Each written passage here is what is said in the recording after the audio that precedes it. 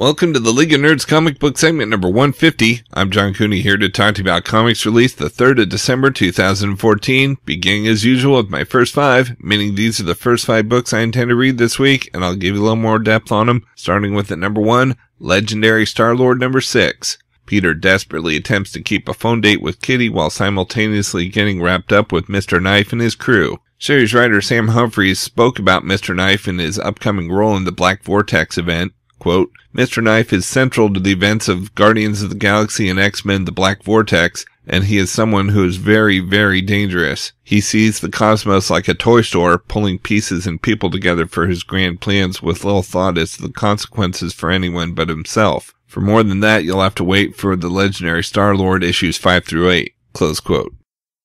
At number 2, we've got Angela, Asgard's Assassin number 1. All her life, Angela, the finest warrior of heaven, was raised to hate Asgard with every fiber of her being, and now Angela knows the truth about her identity. She's Thor's sister. She is an Asgardian.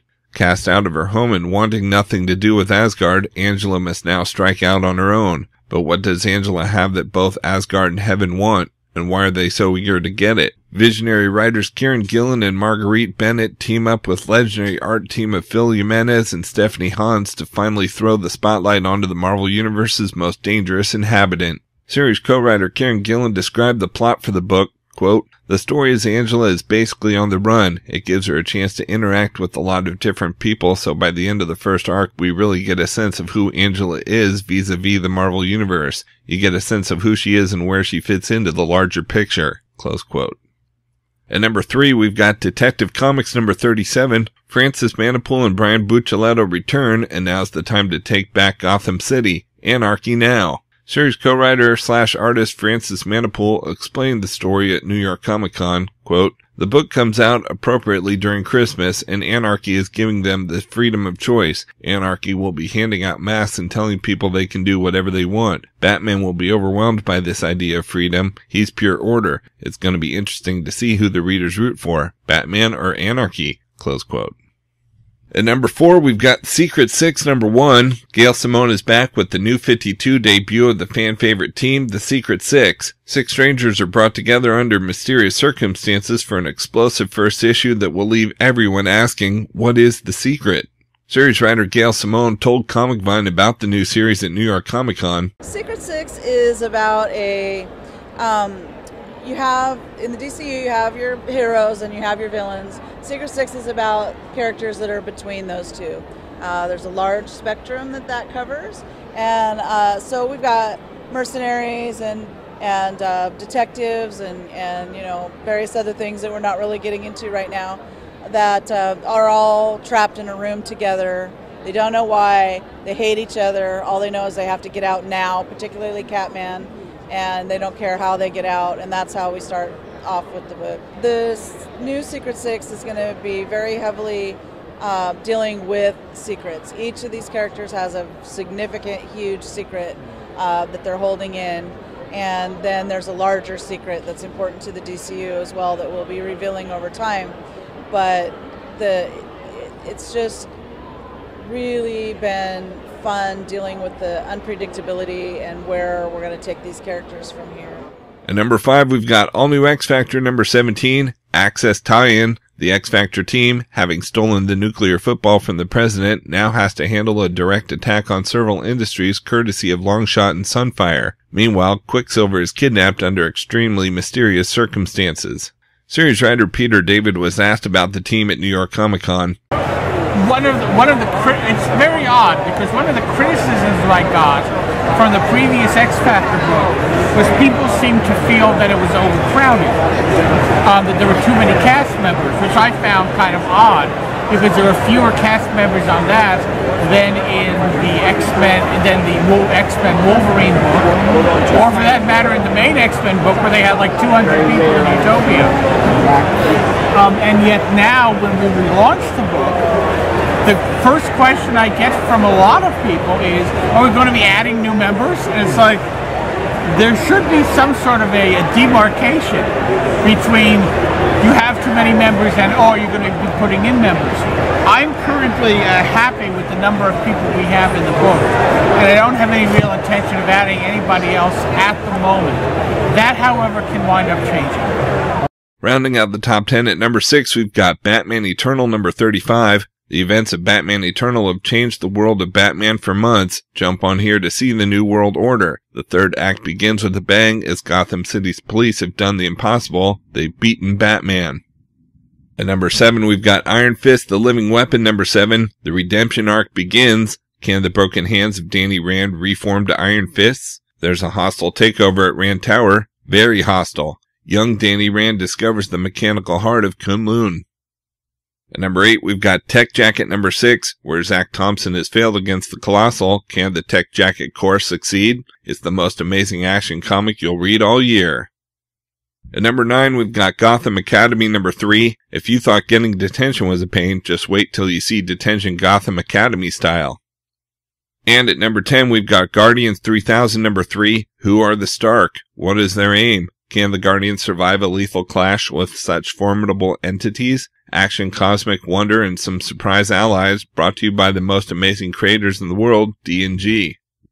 For the best of the rest from DC Comics, we've got The Flash Season 0 number 3. The origin of Mr. Bliss is revealed. What plans does this terrible telepath have for Central City, and what can the Flash do to stop him when he can't even control his own mind? Next, we have Grayson number 5. Grayson is on a mission to stop Paragon from using the body parts of a dead villain to create something far more sinister. And we've got The Names number 4 of 9. Things seem to be looking up for Katya and her stepson Philip's quest to discover who killed Katya's husband, but now the arrival of the surgeon complicates matters. Katya discovers the truth about the surgeon's origins, Philip reveals he's never seen a woman naked, and the Dark Loops make a move. From Marvel Comics, we've got Axis Revolutions number 3 of 4, companion series to Avengers and X-Men Access. In the wake of their battle with the Red Skull, the world has been altered, heroes have gone bad, villains have gone good, and Axis Revolutions brings you the tales of these shocking turns. She-Hulk breaks the law, Sandman reaches out to help a friend in prison, and Kitty Pryde robs a bank? Next, we have Death of Wolverine, the Weapon X program number 3 of 5.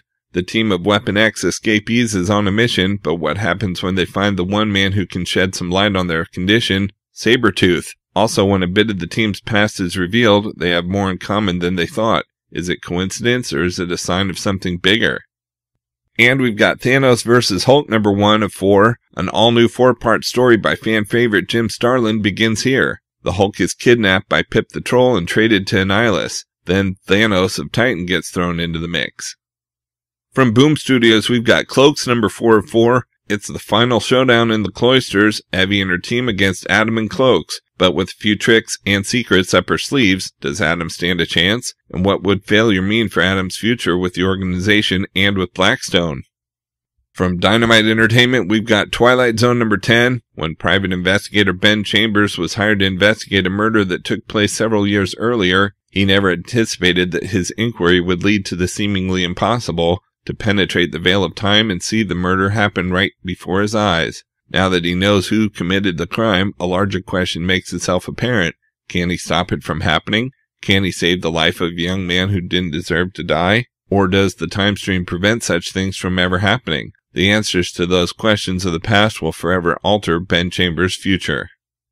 And from Valiant Entertainment, we've got Ride number 5. The critically acclaimed fan favorite series is back. New York Times bestselling writer Matt Kint and superstar artist Clayton Crane return for the second staggering volume of Rye. In the aftermath of the devastating battle for 41st century Japan, Rye must pick up the pieces as he grapples with the startling truth about Father and his purpose. Will Rye remain a champion of the people, or will he succumb to the same fate as the men who carried the mantle before him? And why is everyone looking at him so strangely? Go back to the future as Kint and Crane crack open a brand new chapter for Valiant's smash hit ongoing series.